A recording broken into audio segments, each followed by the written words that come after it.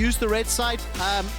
No, that's not fair. They've been drafting better than SK. Yeah, they've just drafted a lot of the same stuff every time, and SK haven't found a good answer. So they say, let's get to the other side of the map, and they're going to ban the Hecarim this time around. So there's been a few problems for SK. I don't think it is just limited to the Hecarim. I think Abadagi has performed very well in both games, but also Dreams and his signature Nautilus. If you leave that up, you better have something better than what I have seen today, because the Yuumi and the Morgana were not it. No, definitely the case. And for SK, it has felt as though they are being outclassed by Schalke. I think in drafting and in execution and in individual ability. Crown Shot is the one shining light for moments, right? But we'll need to see a big shakeup. And after the shots of the team at the end of the second game, we need to see what pep talk will happen. Now let's take a look at the first pick here.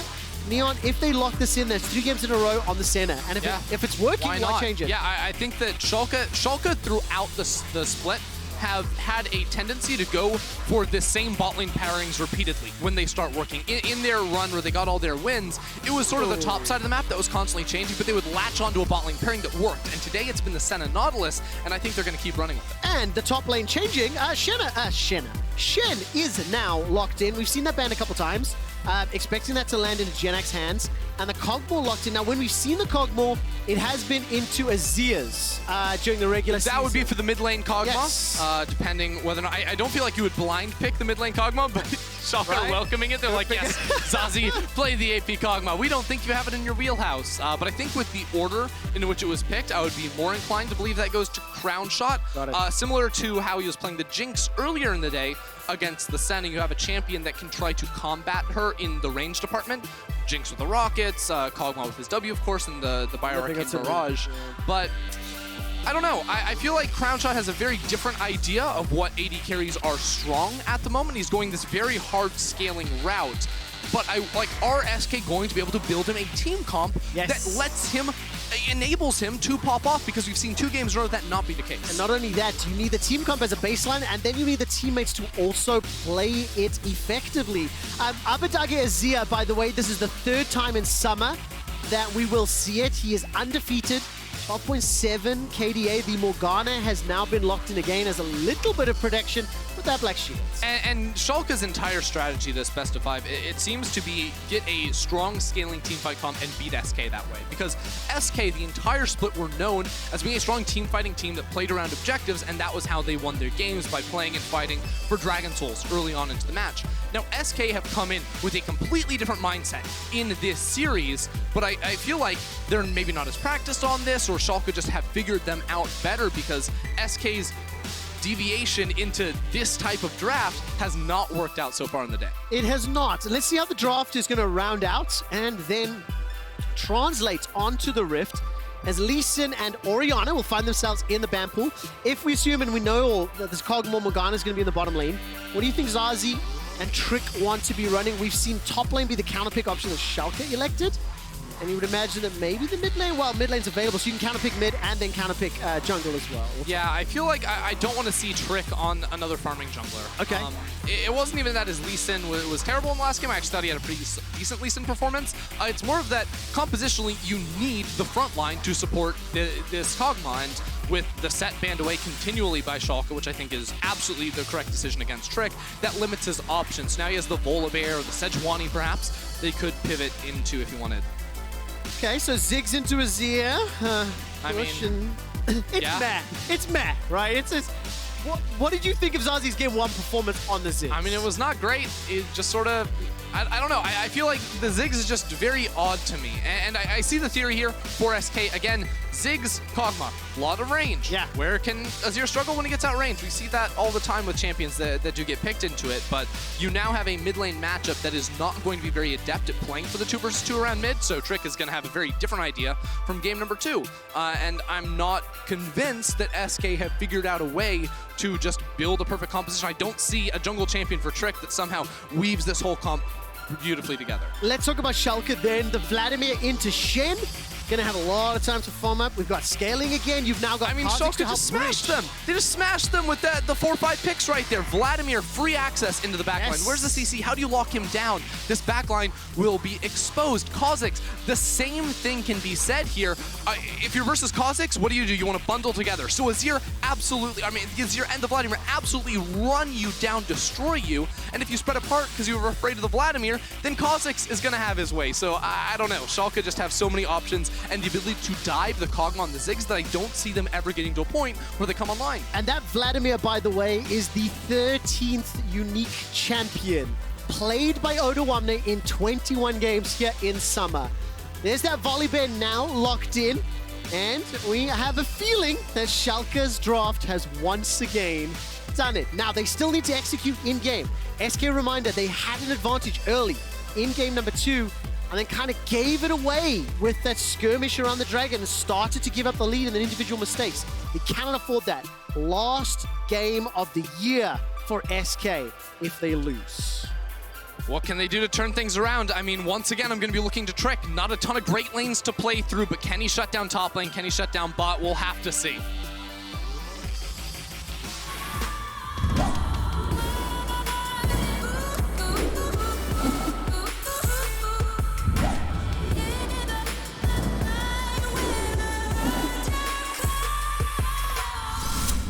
Welcome back to Summoner's Rift.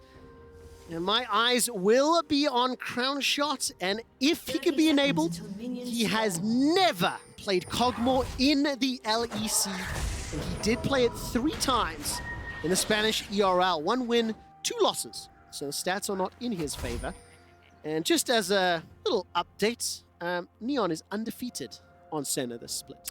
5-0. Now, admittedly, they've been undefeated for 9 games. No, I mean, so his set has been unfair. good. But this is exactly what I was talking about this a little bit in draft, where they latch onto a bot lane pairing that works for them, and then they run away with it. And I think for like 3 games in a row or something, it was the Senna plus the Tahm Kench. Now, of course, today, 3 games in a row, it's the Senna plus the Nautilus, and it doesn't really seem stoppable. In last game, Neon got punished a lot, but it still didn't matter at the end of the day. And I think in this match, with the comp SK has drafted, it's going to be even harder for them to punish this Senna. Yeah, it definitely will be. Now, you mentioned in draft, the Trick's not going to have a lot of lanes to play around, and honestly, you were jumping for joy at this Kha'Zix pick. I mean, you were even hyped for the possibility earlier in the series as well. What opportunities are we going to see here for Gillies? I mean, again, I don't feel like this is a doesn't game. have to. Like, honestly, like the beauty of Schalke's draft is that they have a lot of strong lanes, and they're also just going to outscale, it seems like. And you might be like, but what? There's a Kog'Maw and a Ziggs on the other team. But I'm just not convinced of Volibear's value later into the game when he doesn't have a lot of targets to hit, because it's going to be very hard to have meaningful impact against pretty much anyone besides the Nautilus here for Trick in terms of like targets he can stun realistically within a fight. Really good damage there connecting after the dredge line. And let's see now where Odo goes. Exactly what you said. I mean, Vlad into Shen is such an old pick. You get so much time. Fairly easy laning phase, and I think something that really stood out to me during the draft, and as you mentioned, how do you prevent him getting to the backline? And you've got a Ziggs and a Kog'Maw. Yeah, there's a satchel charge that Ziggs can bounce off of, but good luck. That's not going to give you enough distance. So I'll be tracking Odo and how easily he's going to be able to get through, because if he does, and when he does, it'll be a lot of damage. Yeah, and especially, you know, with the TP buffs that happened much earlier in the year, where you get all that movement speed coming off of those, you just put down 1 good flank ward and it is not going to be possible to lock him up and shut him down. So when I was looking at the early lanes for where Trick can play around, it was like, well, top lane you can actually, you know, potentially get a kill up there. You know, if Shen uses his taunt to burn the pool coming through from Odo, but it's going to be really hard because even after that stun, like Odo still has flash and he has a phase rush, so that's going to be hard. Mid lane, Trick's playing around there right now, but I don't really know what he hopes to accomplish other than get some vision control before securing the bot side Scuttle Crab. We'll see how deep the vision goes. I think Schalke have had superior vision throughout the previous games, especially on objectives. If every time a dragon fight was coming up, at least in memory right now, it felt as though Schalke played around vision well. And they played around SK's tendencies. You know, we've covered this whole dragon preference a lot, and Schalke kind of know it. We all do. So they bait it and said, well, don't rush it. Wait for SK to step forward. And frankly, they did. So I want to see now adjustments on the SK side. Make sure they don't run into the darkness as and when those dragons become apparent. And one large adjustment is going to be the swap of Morgana into the bot lane instead of the Yuumi. Yuumi, we saw big problems with the last game for SK where they could never really have vision control over the bot side early because A, the laning phase was pretty miserable for them, and B, Yuumi can't really roam and set up those wards, so that was going to be tough. This is a really nice trade, though, from Gen X to set up for a trade, and now there's no phase rush on Odo, so this is actually the opportunity I was mentioning for Trick to look for a gank, but a good ward should stop it. It should indeed. There goes Odo. Easily escapes their Sanguine Pool. And that was really nicely done because Odo pops the W very, very early because he's in such close proximity to the tower because Trick had the option to flash stun. And if he lands the flash stun, that then applies, I believe he still has the red buff for a slow and, you know, can land the E on top of that. Gen X could get in range. So very nicely done by Odo there. And he went boots 4 pots. We got in a time machine up in the top lane. I didn't even notice What year we saw a lane swap earlier today. Now we got the boot starts on the Vlad. So he's going to be able to sustain up no problem. I actually do like that because with the break week between regular season and playoffs and some smaller pivots, you know, we saw Lilia first pick game 1 and completely disappear. We've got Ziggs mid, Kog'Maw AD, we've had Volley top. What I like about it is you seeing these teams trying to express some individuality, some interpretation. It's working better for some than others, right? And I will call that out. But I do like the fact that there is still some variance, and now we just need to see. Oh, look at this. Dreams canceled his reset. Oh, Neon's not running a teleport in this game. Because in the last game, Neon had the TP, but I think seeing the Morgana on the other side and potentially even like, you know, the Shen or the Volley jumping on later, it's going to be the cleanse, which I think is a really smart decision because he got picked on a lot in that last game. But for a second there, I was like, wow, this could actually be a fight setup with Crown Shot and Limit on no mana. One to get picked on, Dreams was able to pick on SK. Hook after hook after hook all game long. Gilius has been lingering here for a while, and Trick has just arrived. Dreams still fairly low on HP. Gilius will spot Trick after the TP from Abadagi. He's level 6 too. Level 6. The teleport's coming down from Gen X as well, I believe. First blood picked up by Crown Shot. Instantly killed is Limit by Abadagi. Abadagi anticipates it. Manages to set up 3 kills for Schalke. There's a reason people are saying the name Faker Dage, and it is because he is coming in clutch so many times. This is a player that I did not think, I thought we'd seen his skill ceiling, but game after game he proves he can make it happen. It starts with this play, this teleport down into the bottom lane. Schalke see Trick here. They don't care. Yeah, Dreams goes down at the start of it, but it's Abadagi who picks up the first kill, and then this flash to pick up Zazie, or it was Crown Shot and flashed right into it, could not escape over that wall and finds the triple with the turret shot on top. Oh, beautiful play by Abadagi. By the way, 3 kills to Azir in 6 minutes is terrifying. We can pour one out for Odoame, who teleported in and got 0 kills or assists. I didn't even see him in the fight because I was only looking at Abadagi, who is a clear 1,000 gold above No, you do not have a everybody. stinger and a lost chapter at 7 minutes. Yes. That just, no. Now, good luck to Zazie in the mid lane and good luck to the rest of SK. They got an Infernal Drake, okay? So, Ender, our storyline is still intact, okay? But the biggest thing, all jokes aside though, the lack of adaptation or like horizontal development is what's hurting SK. Check this out. So Trick has level 6, he can turn the turret off, but no summoners were burnt except for the Ignite. Level 6 not here for SK either, so this would be a very bold dive. No teleports available for Odo Abba. Oh, Gen X has ulti as well. It's a 4v2. All right, Dredgeline will get pulled backwards. Dream's able to interrupt so far. And if he's able to save Neon and only concede 1, that's the best I think you can hope for. Turret plate goes down. There's a lot of minions and experience being denied, so you cannot discount that. Yeah, that's the biggest thing, is Neon losing out on all of this. While in the meantime, Gen X TP'd back up top lane, so he's picking up everything. Because Odoamne lost his teleport in the last fight, that enabled SK to make this play. So I like that SK are not just giving up and letting Schalke run away with this.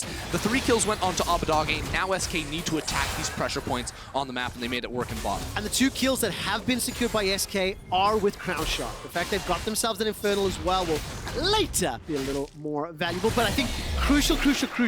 Crown Shot on the Kog'Maw. He's been the player that has been consistently performing at a higher level during the course of the series. He needs to get started. He's got himself the Berserkers. Oh, what? And Zazie forced to flash because of a roam by Dreams. I think he was getting forced down there anyways because Abadage has ultimate and Gilius was coming around from the top too. So it looked really crazy on our screens, but he was going to have to use his flash either way in that one. So we'll get away. But Abadage is still having his ultimate. No flash on Zazie. He's just a sitting duck in mid. I have to take a moment to praise Dreams. We've seen him roaming every single game. We've seen impact in early, mid, and late. Yes, he's had 3 Nautilus games, so he's obviously very comfortable, right?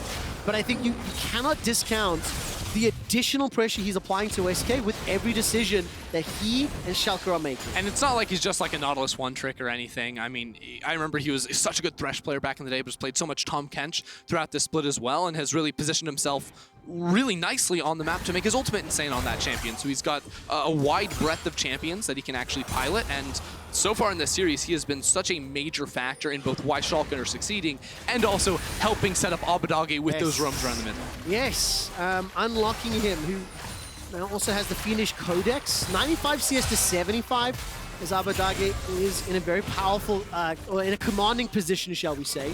82 for Crown Shot over the 61 for Neon. No culls picked up this time around. Contrast to the previous game where we're going to have, what was it, the sleepy laning phase, I think. Yeah, that was the one. The term that you added to it.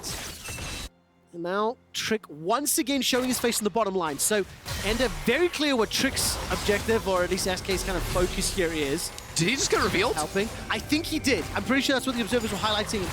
Because now watch this, Abadage and Gilius are both sprinting down here. It was confirmed he was revealed to me, so now Gilius and Abadage are going to be able to threaten that rotation and force them away from the dive.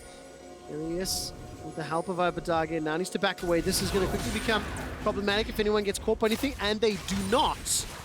And now Schalke manage to escape from that middle lane. Even on gold, 3 kills to 2, the Dragon in favor of SK. There's a minute till the next Dragon.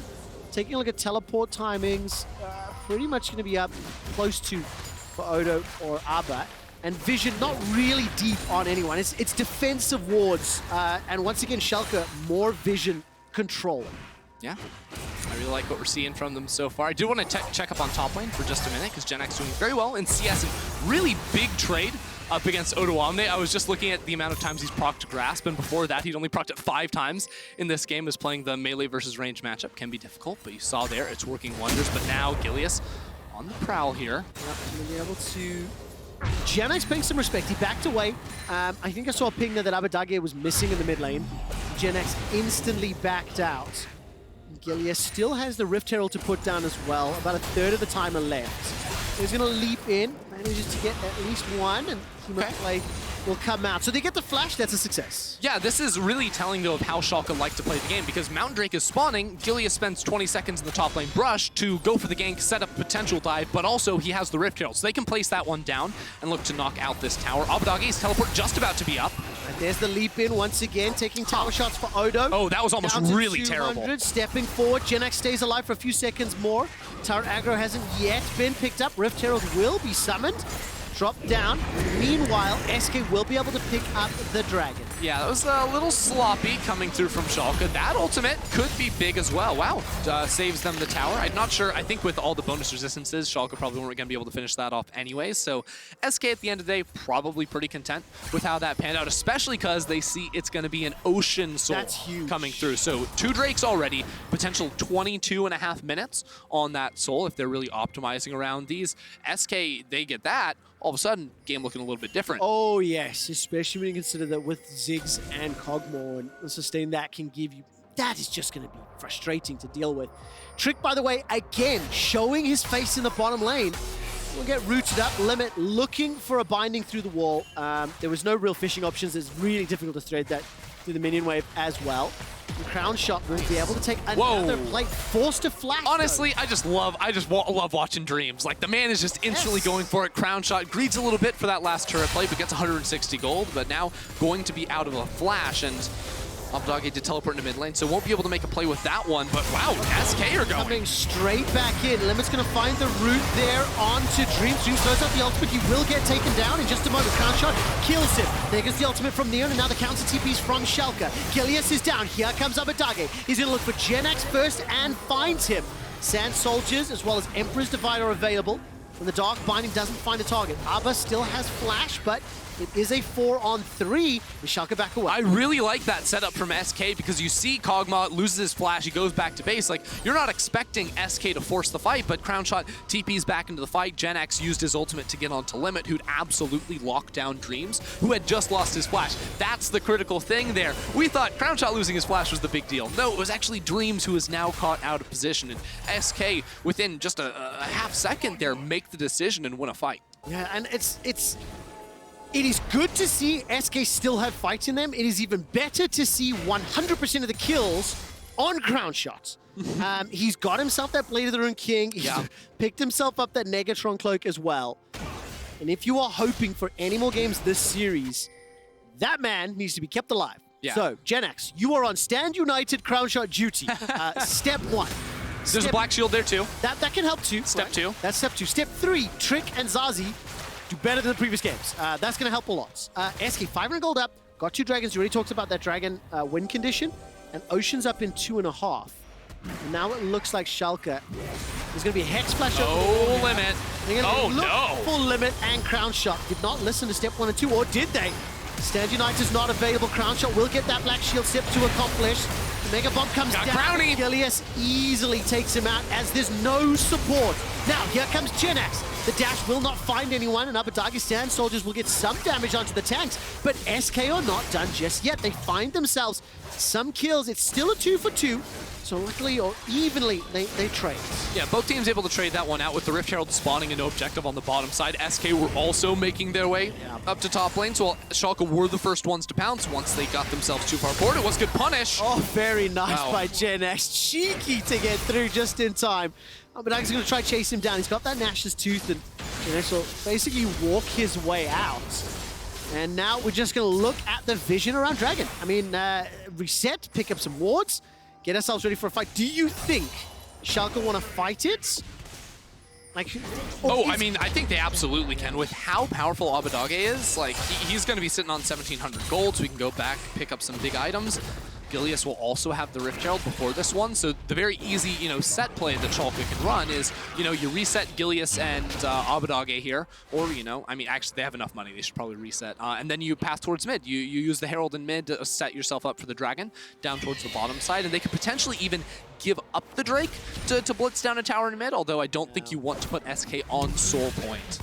Definitely not, unless really feeling emblazoned that it won't get to that. Let's see what happens, because it is 45 seconds, and this time around, SK, we're trying to push into Schalke territory for vision, and they've only got 1 ward behind the Dragon Pit. SK waiting for Schalke to step forward. Oh, he's just baiting Neon. Look at the man step forward. He's crazy. Yes, he is. There's a Bioarcane Barrage. That W putting work in. Crownshot, no flash available. Remember, if he gets caught out, he is in trouble. Black Shield will buy some time there for Trick to escape, but now because Crownshot got chunked out, they are not going to be able to instantly challenge the Dragon. They're forcing for a bit much. There is a Honey Fruit, though, if they were able to access, could help Crownshot sustain up. He has the Blade of the Rune King, but it's not quite enough. That's going to be the Herald in mid lane. That will knock down the tower and make it so easy for Schalke to move in. Wait, what's Trick doing? The Trick step forward, was looking for a flank, and he just gets caught out by Dream. Stand United has now been used, and they find the kill. That was well turned around, but it is at the cost of the tower. Now, without Dreams, do Schalke... Yeah, it was so strange because Neon and Abadagi did not step forward to support. Now, Odoamne was down bot side, and Schalke can actually just burst through this one. I think they get it. It's done. Absolutely done before SK can even arrive. So that will slow down the Ocean Soul. Now, SK will get time, and likely this tower as well. Gonna even out the tower score. But yeah, I was convinced Trick was going to go down, but the damage just didn't follow. Yeah, I mean, there was a Stand United coming through from Gen X, and also I want to see how exactly Abadage and Neon got zoned over from the side here, because, again, Trick is here by himself. There's no DPS coming through him. All right, dude, calm down. Like, you're cool. We get it.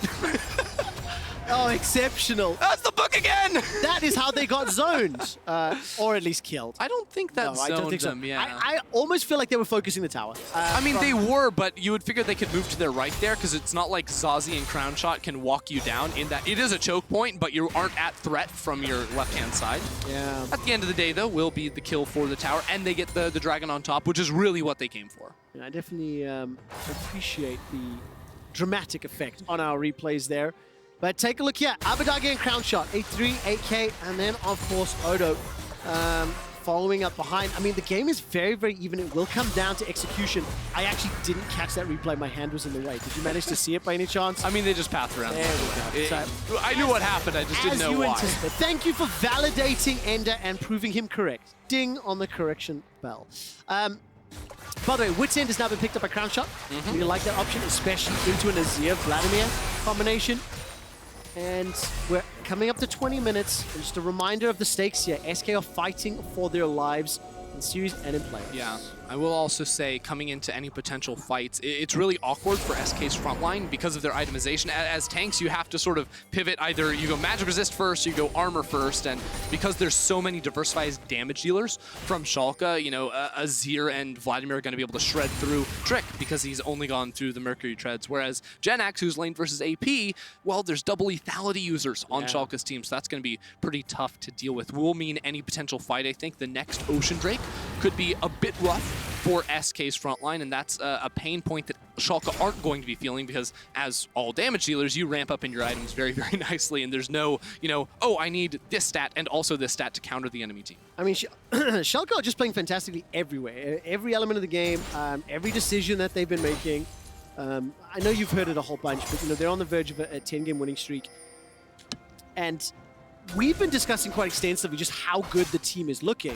And you know the way the playoff format works is if they win the series, they will face the lowest seed of whoever loses tomorrow and Sunday. And I think no matter which team that is, they're going to be more and more nervous.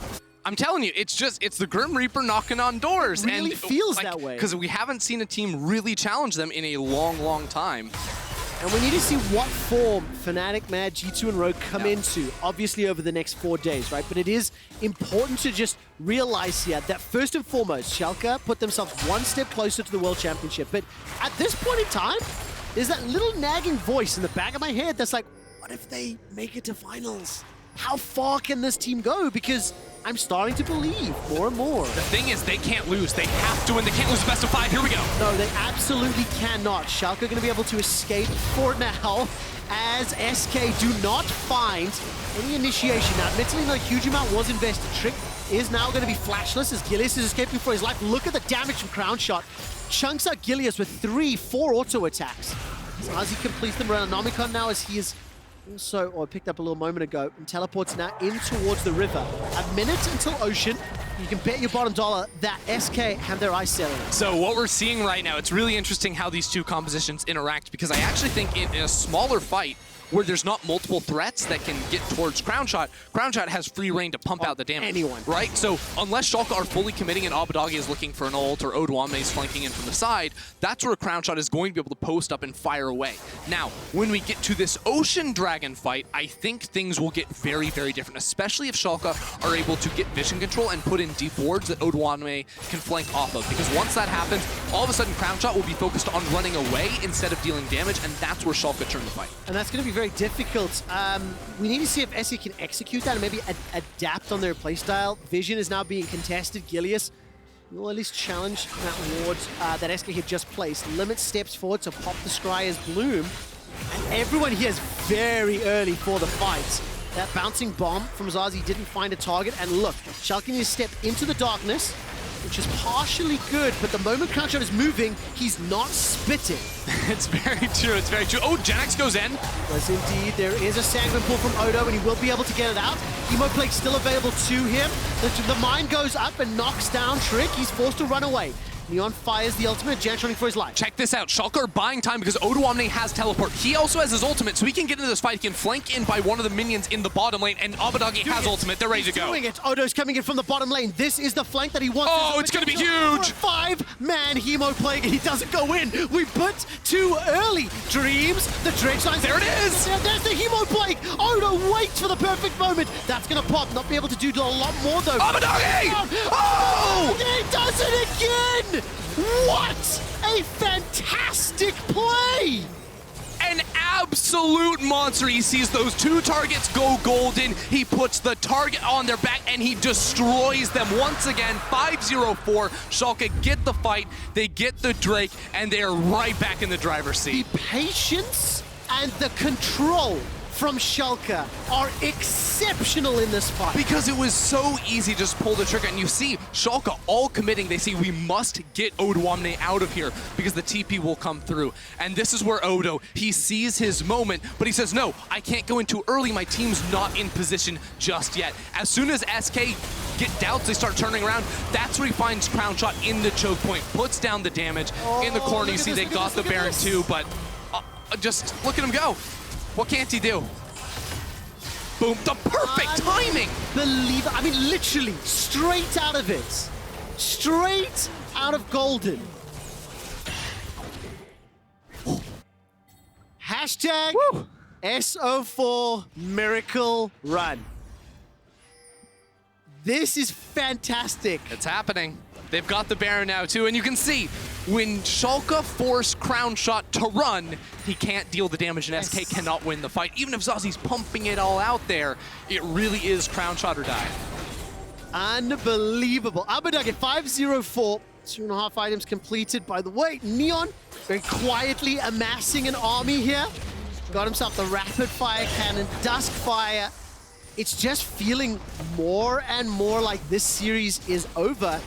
And the question is just how far is Schalke going to go? They will face another BO5 right now. Gilius needs to run for his life. 2-1-2. I mean, but they're going to lose an inhibitor for this. Yeah, just getting the kill, and Gilius will be able to stall for so long. Buying some time with that ulti. No flash available. But I don't even think he dies. He doesn't. No, he escapes. SK, you're looking the wrong way. You are not focusing the right things. But to be fair, what options do they have? Down 5k gold. How do they start a fight? I'm still waiting to see some reliable engage because it's just hard right now outside of playing for a Miracle Morgana binding or committing a flash in. And even then, Abadage has ultimate, Neon has guns. Like, what are you going to do? Just look at the heads-up play. Neon interrupting the backstay with the ultimate as well. Crazy. Inhibitor is down. This will be the 10th consecutive win in a row for Schalke.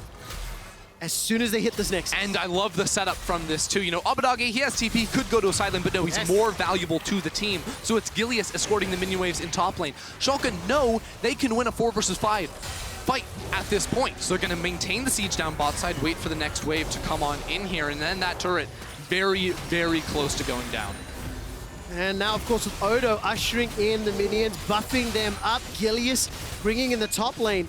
Once again, a threat on multiple fronts. Once again, forcing SK to split. Odoamne can flank this. There's the engage. Abadage with the instant disengage. Thanks to the Empress Divide, Neon is taking a lot of damage, and Gen-X will not be able to take him There's out. a tower there! Neon escapes. The Sun Disc is up.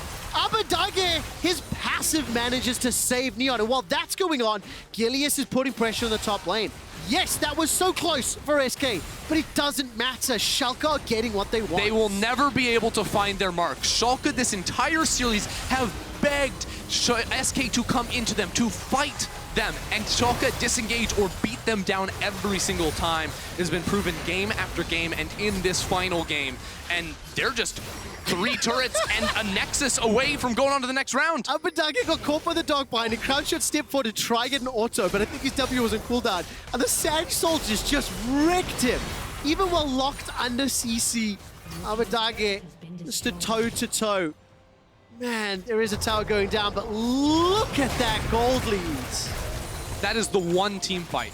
And we were saying it too, like, look, Crown Shot's doing great right now, but wait till he is challenged with the Vladimir and the Azir flank. When that happens, they will be torn apart, and that's exactly what went down. We saw this in draft. This has been a problem for SK. Schalke have beaten them in draft every single time. They've beaten them in the fights, and they're just the better team on the day. Schalke have been the superior team on the day. They may have been the 6th seed coming into playoffs, but they are not the 6th best team in Europe. These playoffs are going to determine exactly how high up that number will go as we continue to see form from Fnatic, Mad, G2, and Rogue throughout the weekend. And obviously, I mean, we are talking about this game is over because just look at it. 7,000 gold lead. You know, Baron has just worn off their supers in lane. Compositionally, SK's strengths are countered by what Schalke can do. And it is just a matter of waiting for the opportune moment. And while Gilius may not have necessarily been the star this series, frankly, no one is needed to be. Every single member of Schalke has delivered.